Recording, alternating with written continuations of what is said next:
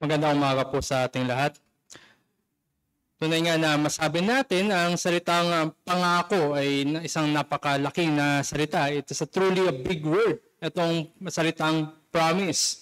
Para sa ating mga magulang, sa ating kapaligiran o kaya sa ating kongregasyon, marami tayong nabibigay ng mga pangako sa ating mga anak at para lamang sila'y sumunod sa atin. Nagbibigay tayo ng mga napakarami na maaring ipangako natin sa kanila. Gusto lamang rin natin na sila nga ay sumunod. We promise them what we even cannot give. Nagbibigay tayo ng mga pangako na hindi naman natin kayang ibigay sa kanila. And sometimes we give that which is not best for them. So in this sense, yung salitang pangako, yung paggawa ng pangako at pagbibigay ng mga pangako na yan, ay natitrivialize na lamang.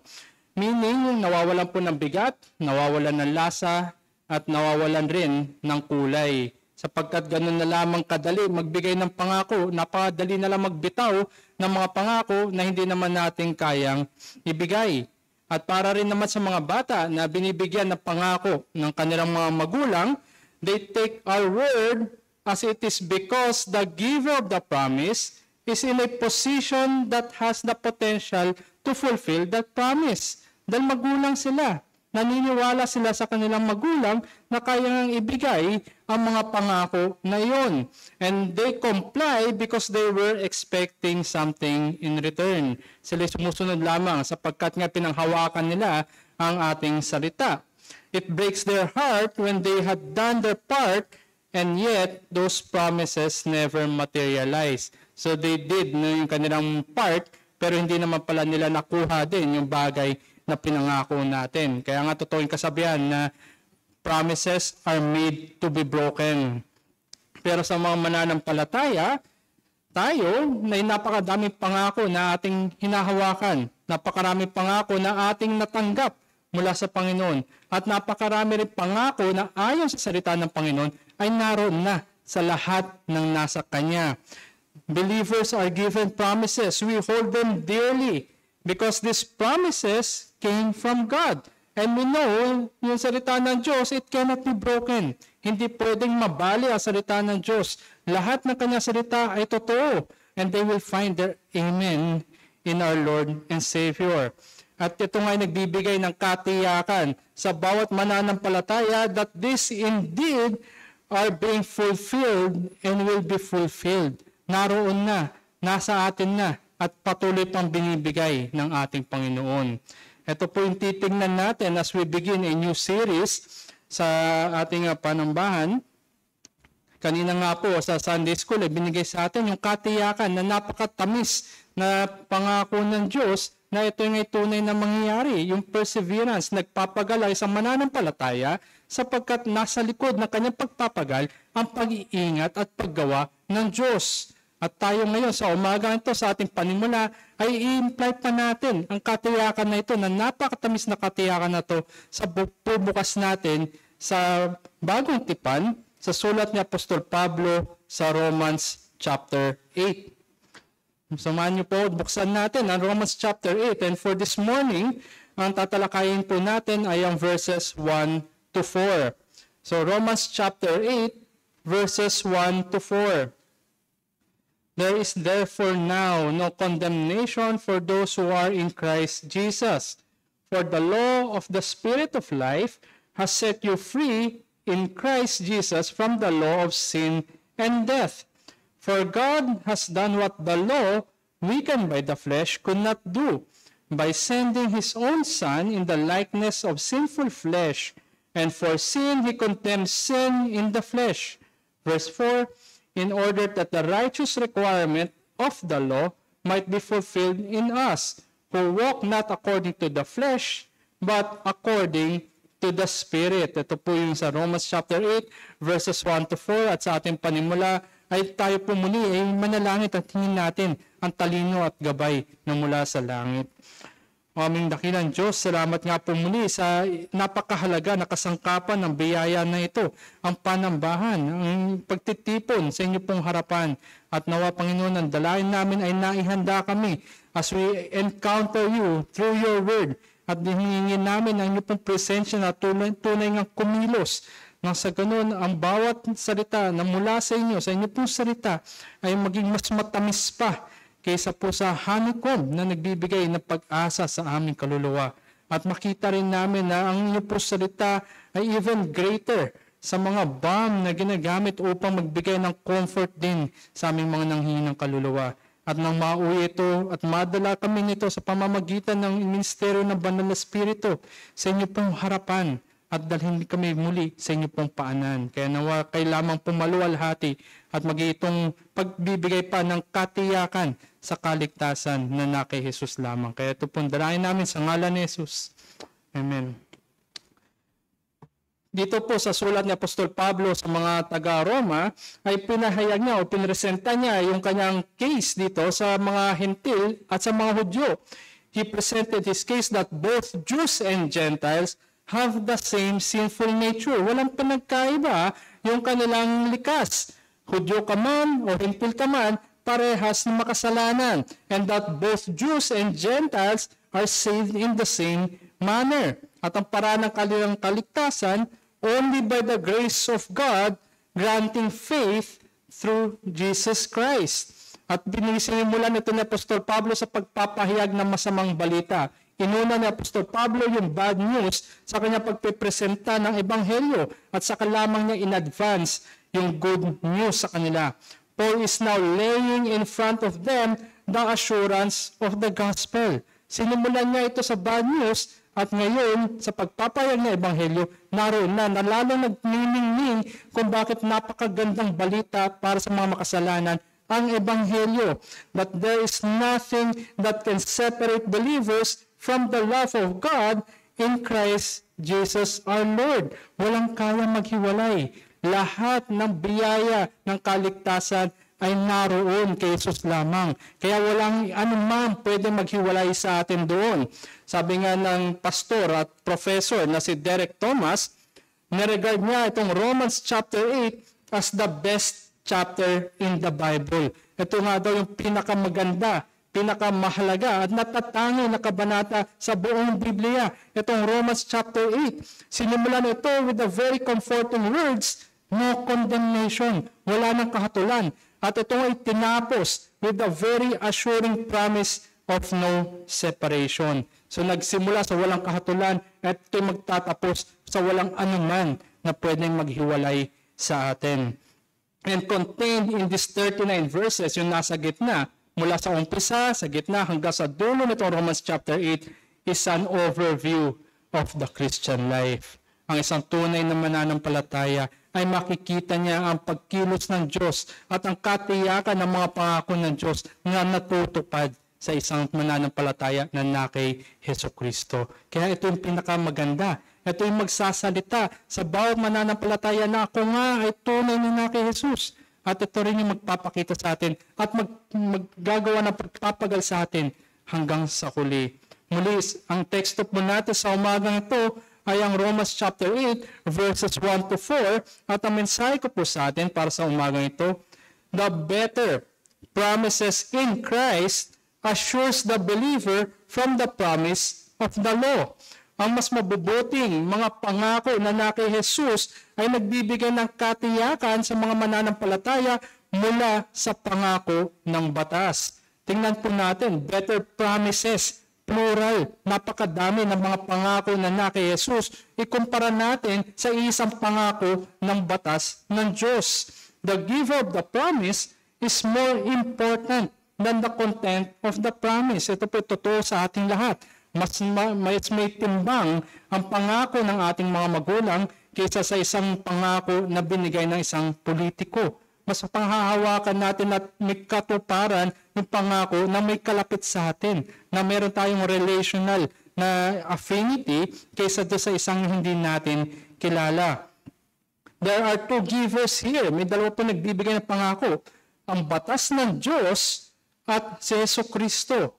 There is only a singular promise of the law while there are countless promises in Christ. Hindi natin ma-exhaust yung mga pangako ng Diyos kay Jesucristo. Napakadami na ito.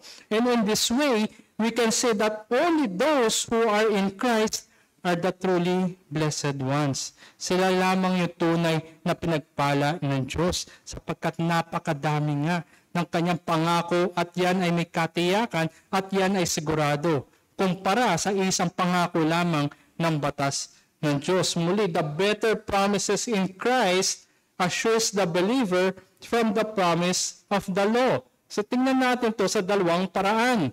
Unang-una, ang pangako ng batas. Ano nga ba ang pangako ng batas? Isa lamang ang kanyang pangako. The promise of the law is to magnify our sin and assure us of death. Yun ang binibigay ng batas. Pinapahayag nito, pinapalaki nito yung ating kasalanan at ang katiyakan na binibigay niyan ay kamatayan. At ang ikalawa ay tingnan natin yung mga pangako ng Diyos. Lahat ng kanyang pangako ay mga pagpapalang kaligtasan at matatagpuan lamang kay Jesucristo. So naroon tayo. Either we have all the promises of God in Christ or are we holding this singular promise of the law. So tingnan muna natin ang pangako na binibigay ng batas ng Diyos. Yun nga is to magnify our sin and assure us of death. Sa verse 1, sinabi dito sa panimula ng Romans chapter 8, there is therefore now no condemnation. Wala nang kahatulan. Ang salitang therefore, kung ito'y sinimulan ni Apostol Pablo, ay nagbibigay sa atin ng isang tulay. Mula sa kanyang mga previous arguments, siya ngayon ay tumutulay na patungo sa kabila. Paul presented from the previous chapters yung mga kanyang mga arguments patungkol sa kasalanan at sa kahatulan ng lahat ng mga tao. At ngayon nagkakaroon siya ng transition. He presents forward an observation and a conclusion. Ang katotohanan ng Ebanghelyo. Ito na ngayon ay kanyang tinatawid. No condemnation implies to us that before this, bago dito sa no condemnation, we are all condemned. Lahat tayo ay nasa kahatulan ng Diyos. Pero ngayon, we are no longer guilty before God. So before we are guilty, now we are no longer guilty. So Paul gives us a ton of evidence or napakadaming patunay kung bakit tayo guilty sa harapan ng Diyos. Sabi nga ni Apostol Pablo sa Romans chapter 1 verse 21, did not honor nor give thanks. Ang lahat ng tao ay hindi man lang nagpasalamat o hindi man lang tinanghal na merong Diyos. We suppress, tinatakpan natin, pinipigilan natin na merong nga Diyos na lumikha sa lahat, lumikha sa kagaya natin. But ayaw natin nun. We did not honor God nor give thanks to Him. At sa chapter 3 verses 10 and 23, none is righteous. Wala sino man na isang matuwid sa atin. We all fell short of the glory of God. Lahat tayo ay kapos sa kaluwalhatian ng Diyos. So in short, lahat ng tao ay ganun yung kanyang estado. Siya ay guilty sa harapan ng Diyos. Ayaw niya ang bagay ng Diyos at ayaw rin niya ang katuwiran sa harapan ng Diyos. So not a single human being is righteous by nature. Lahat tayo ay totally depraved. Yan ang katotohanan ng epekto ng pagkahulog ng ating mga magulang, ng ating unang magulang, na namantyahan, nasira ang ating buong konstitusyon bilang nilikha ng Diyos. Our motives, words, deeds, and thoughts, lahat niyan ay sakop ng epekto ng kasalanan. At yun yung ating pagkakakilanlan. It is our identity because we are sinners. Tayo ay gumagawa at patuloy na gumagawa ng kasalanan sapagkat tayo ay makasalanan. We sin because we are sinners. Therefore, we are and must be condemned. Tayong lahat ay dapat bigyan ng kahatulan ng Diyos.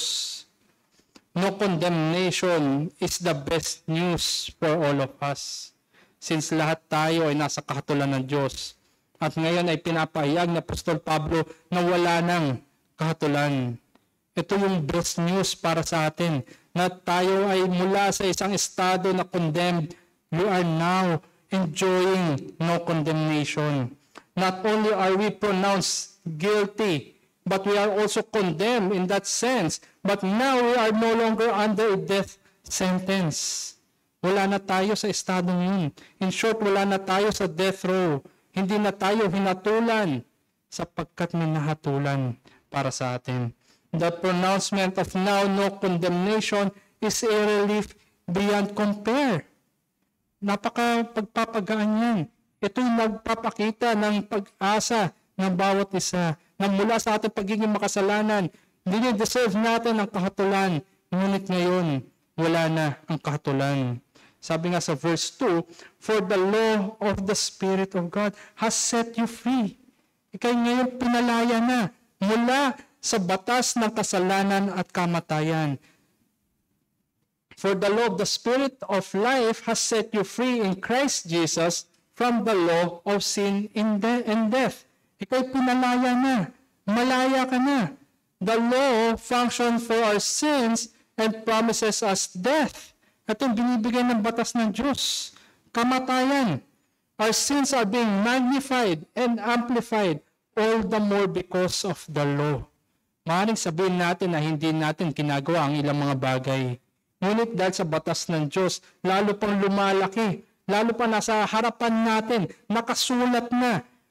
Bagamat alam na natin na mali ito, alam natin na kasalanan na ito, alam natin at nababasa natin ang batas ng Diyos, patuloy pa rin natin ginagawa.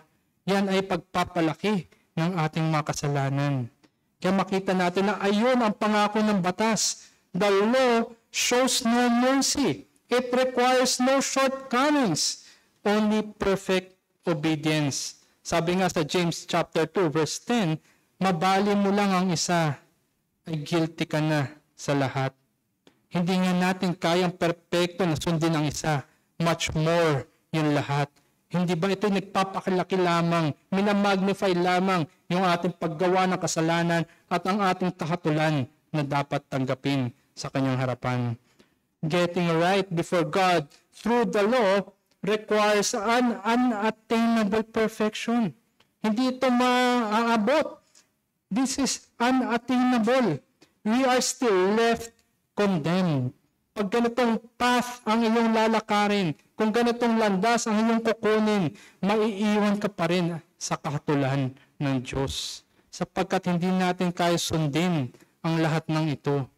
Lalo lamang lumalaki at dumadagdag ang ating kasalanan sa kanyang harapan. Sabi nga ni J.C. Ryle, sin is a disease which pervades and runs through every part of our moral constitution and every faculty of our minds. The understanding, the affections, the reasoning powers, the will are all more or less infected. So walang nakatakas na konstitusyon natin. Ang ating kaisipan ay makasalanan. Lalo-lalo na ang ating paggawa. Lumalabas sa ating paggawa ang ating pagiging makasalanan. Ang ating mga salita, ang ating mga kaisipan, ang ating nasa puso, lahat niyan ay makasalanan. And because our whole constitution is corrupted by sin, perfection is all the more impossible. Sabi nga ng ating Panginoon, maaaring hindi ka pumapatay, pero sa iyong puso ay naroon ang galit, ikaw na rin ay pumatay. Hindi mo man ginawa ito panlabas, ngunit alam mo sa iyong sarili na ang puot mo ang siyang pumatay sa iyong kapatid. Outwardly, we cannot do it perfectly, much more sa ating loob. Paul's very conclusion with regards to attaining righteousness through the law is it is impossible. Sabi nga niya sa Galatians chapter 2, patungkol sa pagkukuha ng katuwiran ayon sa batas ng Diyos, verses 16 and 17 or 15 and 16, sabi sa verse 16, yet we know that a person is not justified by works of the law, but through faith in Christ Jesus. Wala sino man ang magiging matuwid, wala sino man ang magiging karapat-dapat, at wala sino man ang makakatayo sa harapan ng Diyos sa pamamagitan ng perpektong pagsunod sa batas, lalong-lalo na tayo bilang mga makasalanan. May isang bagay, isang segundo siguro, hindi natin kayang gampanan ang lahat ng iyan. Much more, meron tayong 24 hours sa ating araw. Ang mga bagay na ito, kung titingnan natin, maaaring ito'y nagiging nakakasanayan na lamang rin natin. Maraming pagkakataon na tayo ay nauuwi sa ating pagsisikap. Marami na rin ang mga sumusubok na gawin at ibigay ang kanilang pinakamahusay sa pagsunod. Ngunit ang pagsisikap na ito ay hindi kailanman magiging sapat. Yan ay parating kapos. Yan ay parating makasalanan. At yan ay parating tatanggihan ng ating Diyos. At kung sinumulan natin ang pagsikapan sa pamamagitan ng ating mga sariling gawa ang batas na ito, babalik at babalik lamang tayo sa umpisa. Ikaw ay babagsak. Ikaw ay makakagawa ng kasalanan. At sa iyong isipan, sa iyong puso, ako'y back to zero na naman. Hindi mo manggagawa na sundin ang lahat ng yan perfectly. Merely doing our best will prove insufficient. Good intentions are never enough. Hindi sapat ang ating kaisipan na sundin ang mga bagay ng batas. Kung kaya't conforming ourselves by the standards of the law, even in subtle ways and certain aspects of our lives, will only magnify and make worse our sins because it is the law of sin and death. Yan ang batas ng kamatayan. Yan ang batas ng kasalanan. At ang tiyak na pangako niyan ay kahatulan. Pag susundin natin, lalakaran natin ang perpektong pagsunod, ang kahinatnan niyan ay lalo pang kahatulan. It is vitally important for us to understand the demands of the law. Ano nga bang hinihingi ng batas ng Diyos? If we think we would be right before God through law-keeping, guess again, marahil ngayon pa lamang ay bagsak na tayo at this very moment. Maaring ikaw ngayon ay nasa iglesia, ikaw ngayon ay nakikinig, pero sa iyong isipan, maaring nakagawa tayo ng kasalanan. So it is impossible. The law cannot bring life. The law only promises death. Law-keeping is powerless to save. You are still left condemned. Kahatulan, naroon pa rin ang estado natin. Walang nagbago sa atin, kundi naroon pa at bumigat lalo ang ating kasalanan. Noong taong 1545, si Martin Luther, na kilala natin bilang reformer, ay siya yung nagbigay ng pagmumuni-muni sa kanyang conversion.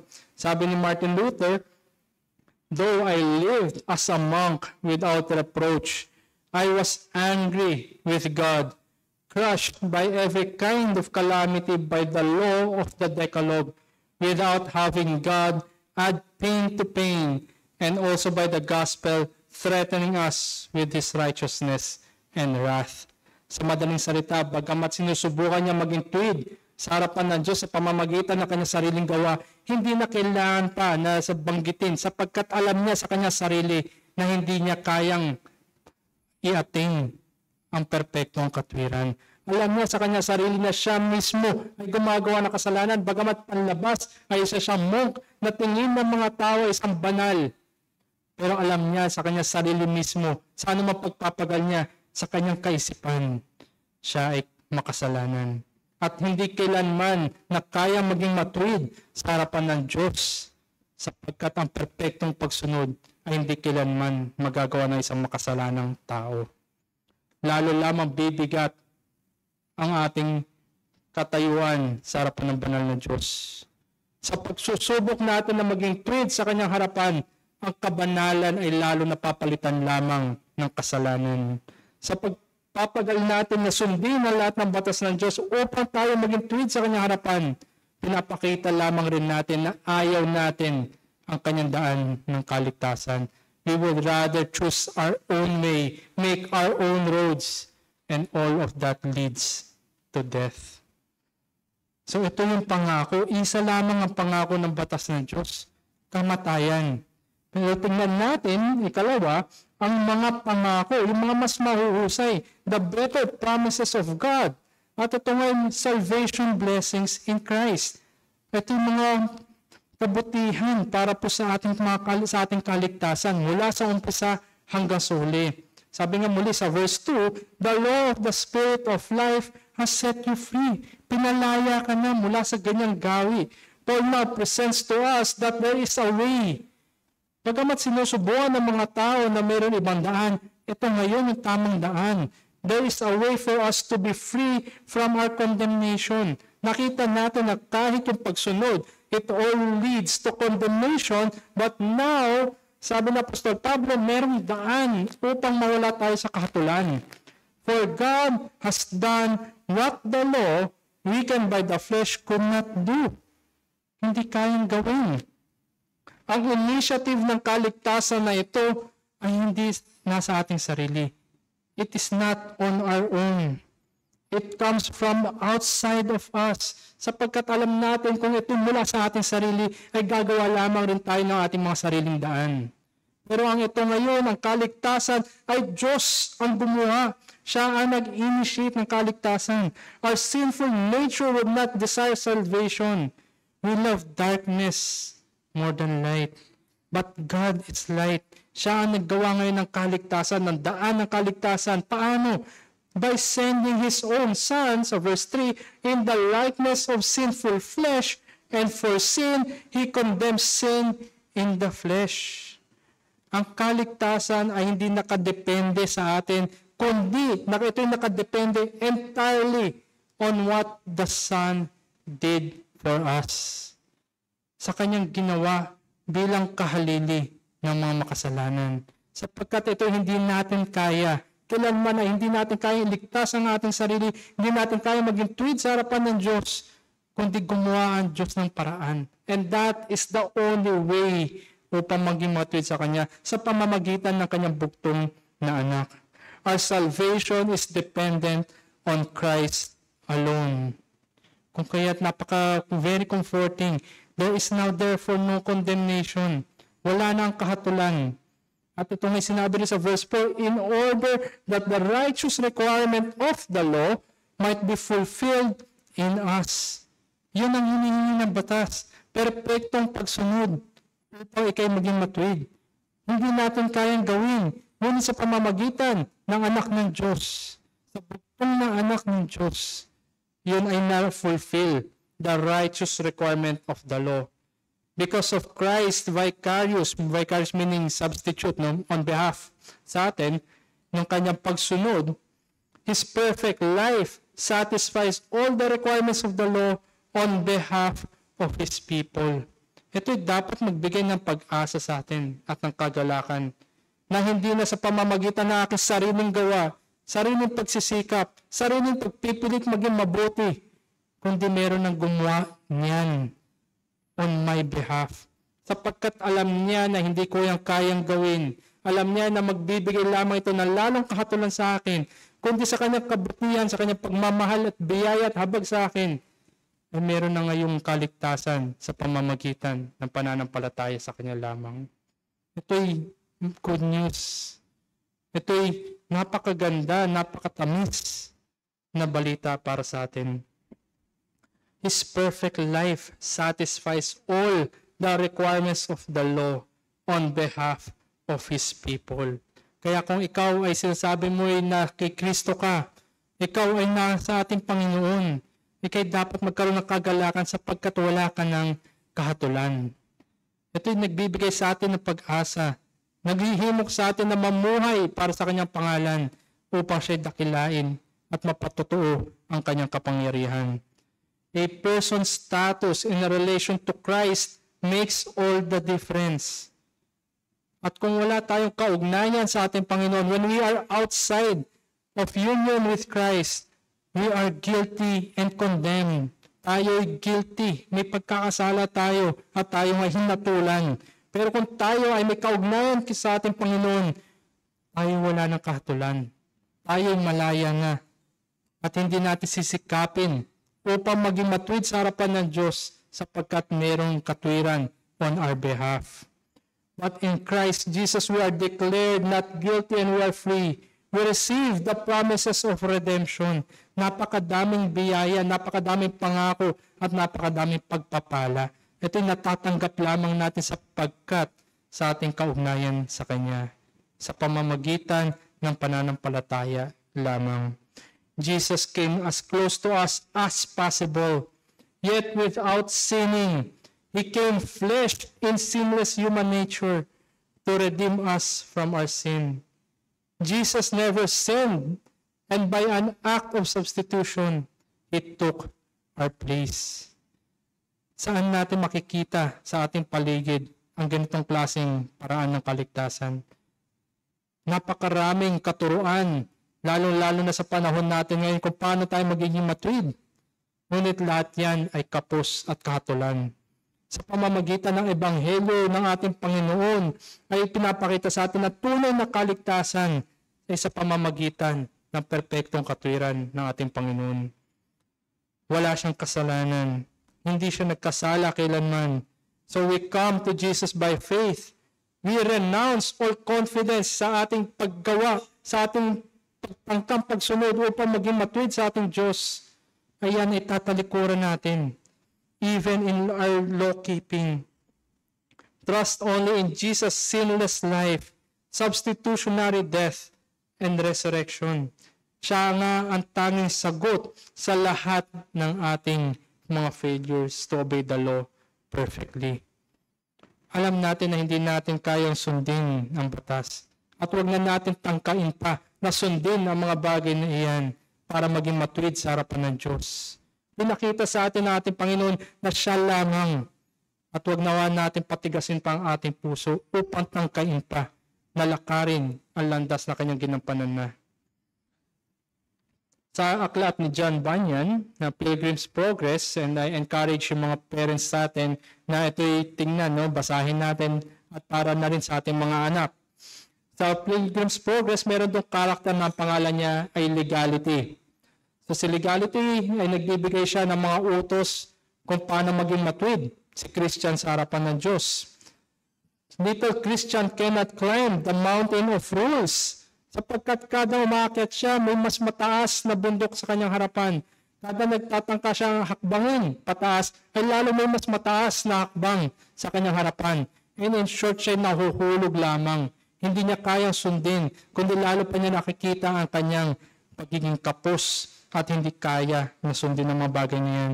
Ngunit mayroong mahiwagang karakter doon na kung saan ang pangalan na ito ay si evangelist na ibinabalik niya si Christian patungo sa tamang landas. Sinabi niya hindi yan ang paraan na pag-akyat patungo sa Diyos, kundi ito ang daan na nilatag na ng ating Panginoon, the straight path towards to the celestial city. At yan nga ay pananampalataya kay Jesus. Kung ito'y sinulat para sa mga bata, much more na dapat ito'y naiintindihan at naunawaan natin. Ito'y makita natin na hindi nga yan ang landas. Kung ito'y inihatid na sa mga bata, tayo ngayon ay lumakad sa tamang landas bilang mga magulang at na kay Jesucristo. Nang sa ganun na hindi makita ng mga anak natin na mayroon palang ibang landas ng katwiran sa harapan ng Diyos. Kung kaya't din maging hamon sa atin mga kapatid, we must not lighten our view of sin, nor think that justification may seem relatively simple to achieve. Hindi madali na maging matuwid sa harapan ng Diyos. Huwag natin isipin na maliit na bagay lamang yan. Huwag natin gawin magaan ang kasalanan, kundi dapat pa nga lalo natin pinapabigat ang kasalanan. Na sa ganun ay makita at maituwid natin at maidaan natin sa tamang pananampalataya. God will by no means clear the guilty. Ito yung kanya paulit-ulit na sinasabi mula pa ng lumang tipan. Hindi niya bibigyan ng buhay magpawalang hanggan ng makasalanan. He will by no means clear the guilty. The holiness of God requires that justice be done in clearing the guilty. Sapagkat siya matuwid na hukom, siya ay Diyos na banal, at kailanman ay hindi pwede nga isang kahit maliit na kasalanan sa kanyang harapan. That is why we must not ignore or lower the standard of the law. Kung sa isang maliit na bagay o kasalanan ay kahatulan ng kapalit, much more sa mas malalaki at mas lantaran, mas marami at patuloy na ginagawang kasalanan. We must not toy around thinking our salvation is dependent on our performance for our continued acceptance before God. Hindi tayo maglalaro sa no condemnation, ikay nahulog, condemn ka ulit, ikaw ay gagawa ulit para maging no condemnation ka ulit. Hindi ito laro, mga kapatid. Ang katwiran sa harapan ng Diyos is a matter of life and death. Ang pangako ng batas ay kamatayan. At pinapahayag sa atin ang kamatayan na tayo ay tumakbo para sa buhay magpawalang hanggan. Na tayo ay dinadirect sa pamamagitan ng ating Panginoon nang sa ganun ay wala ng kahatulan. Pero bakit pa rin sisubukan natin only to find ourselves in condemnation? But instead, remind ourselves continually of the basis of our acceptance. Paano ba tayo natanggap sa harapan ng banal na Diyos? Pamamagitan lamang ng ginawa ni Jesus para sa atin. Faith in Christ is not a one-time event. We must live by faith each day, bawat araw. Hindi sapat ang sinabi mo lang na ikay mananampalataya. Hindi sapat na ikay inalala mo ang mga bagay na ito. Kundi ito'y pinamumuhay araw-araw, kahit sa mga malilit na bagay hanggang sa mga malalaki. Ito ay buhay na isang mananampalataya at patutuo rin na siya nga ay wala ng kahatulan. Na siya nga ay tunay na malaya na sa Espiritu ng Diyos at kumikilos siya ngayon para sa kaluwalhatian ng Diyos. Sabi nga ni Martin Luther, our Lord and Master Jesus Christ willed the entire life of believers to be one of repentance. Sapagkat alam niya na siya'y kapos pa rin, nakakagawa pa rin ng mga taliwas sa batas ng Diyos. Siya ngayon ay nagsisisi at naibabalik sa harapan ng kanyang Panginoon. Ito ang buhay na isang Kristiyano. Faith in Christ is not a one-time event. It is a lifetime event. You must be constantly pointed to the only perfect obedience to that law. At hindi yun yung ating sariling gawa, kundi kung sino ang tumapad nito na may perfection, ang ating Panginoon. Isa nga po sa mga pinaka-prominente na laman ng balita ng dekada 90, noong 90s, ay si Hubert Webb. Siya po ay nasentensyahan at nakulong siya for 15 years. So 1995 hanggang 2010. Nakalaya lamang siya noong December 14, 2010 when he was acquitted by the Supreme Court of all charges after 15 years and 4 months of imprisonment. So doon lamang siya nakalaya. Isipin natin, 1995 siya ay nakulong. 2010 or almost 2011 na ngayon na siya ay nakalaya. Ibang-ibang mundo ang kanya nakikita sa paligid niya. 1995, hindi pa in operation yung Skyway. Wala pang MOA, wala pang Trinoma, wala pang MRT, wala pang LRT2. Ibang-iba yung Pilipinas o yung kay Maynila na lamang noong panahon na siya ay pumasok. Na bagamat naririnig niya sa balita o nababasa niya sa mga newspaper, pero iba pa rin yung iyong maranasan na totoo nga na nariyan yung mga bagay na iba. Ganun din ang buhay na isang mananampalataya na bagamat ikaw ay hinatulan na at ngayon dahil sa pamamagitan ng pagsisi sa kasalanan at pananampalataya kay Kristo lamang ay wala ka ng kahatulan. Nagbago na rin ang iyong paligid na kung saan dati kayo nabubuhay sa kadiliman, ikaw ngayon ay naglalakad na may kagalakan sa liwanag at kapayapaan ng Diyos. Na bagamat ang pangako ng batas ay dati mong niyayakap, ngayon ay ikaw na ngayon ay humahawak at yumayakap sa mga biyaya at pangako ng Diyos. Ibang-iba ang mundo ng condemn laban sa no condemnation. Kaya suriin natin yung ating sarili sa ating paglalakad, buhay bilang mananampalataya, kung saan mundo ba tayo naglalakad. Anong mga pangako yung ating hinahawakan at anong pangako yung ating pinamumuhay. At bilang pagtatapos, sabi nga ni Pastor Noel Espinosa sa kanyang ongoing na serye ng Distinctives ng Baptist, sabi niya, substitution is taking the place of sinners in their standing before the law. Dito nagaganap ang bilang kahalili.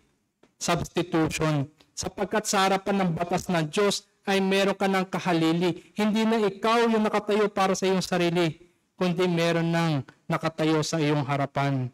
Nang sa ganon ang batas ng Diyos ay makikita ng perpekto na sunod sa pamamagitan lamang ni Jesucristo na iyong katuwang at iyong kahalili.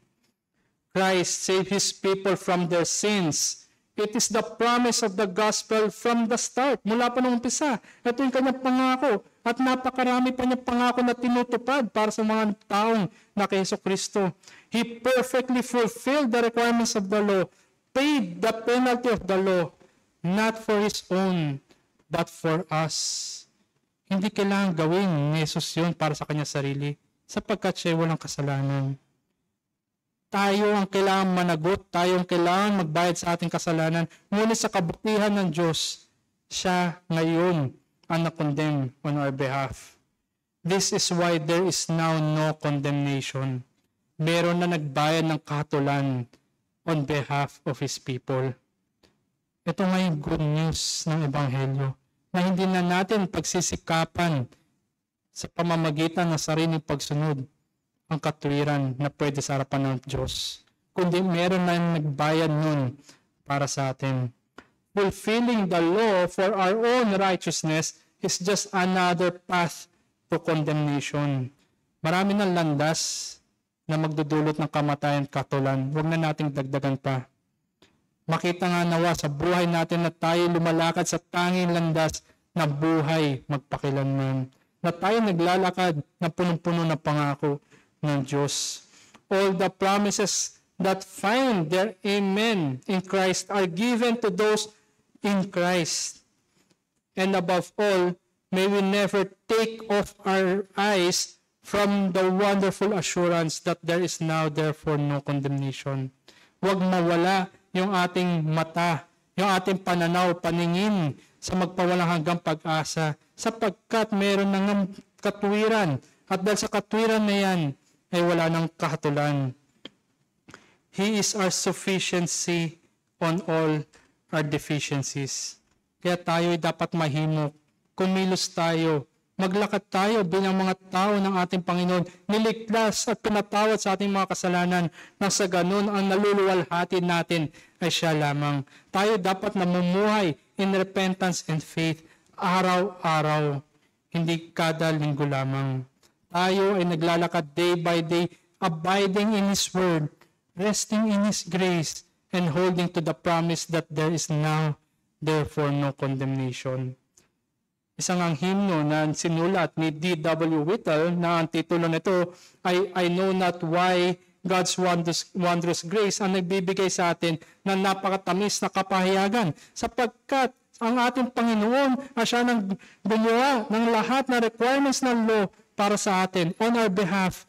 Yan ay nagpapaalala sa atin muli ng biyaya ng Diyos, at kung kilala mo ang ating Panginoon, ikaw ngayon ay nananampalataya sa Kanya lamang, tinalikuran na lahat ng kasalanan, at ikaw ngayon ay umaasa at mayroon kang punong pag-asa sapagkat kilala mo ang ating Panginoon, kung sino siya at anong kanyang ginawa para sa atin. Sabi nga ng hymno na yun, I know whom I have believed, and am persuaded that He is able to keep that which I have committed unto Him against that day. Wala nang higit pa na magbibigay ng pangako na wala ng kahatulan, kundi siyang gumawa ng paraan upang tayo matubos mula sa kasalanan. Tayo po'y manalangin. Aming dakilan Diyos, salamat po muli sa inyong pong pagpapaalala sa amin na kung bakit napaka-joyous, napaka-hopeful ng mga tao na inyong pong tinubos, sapagkat napakaraming pangako na kay Jesus ang siya naming hawak-hawak at aming niyayakap. At ito may naghihimok sa amin upang kumilos, mamuhay araw-araw, hindi na pagsikapan ang aming kaligtasan, sapagkat ginawa na ito ng aming Panginoon.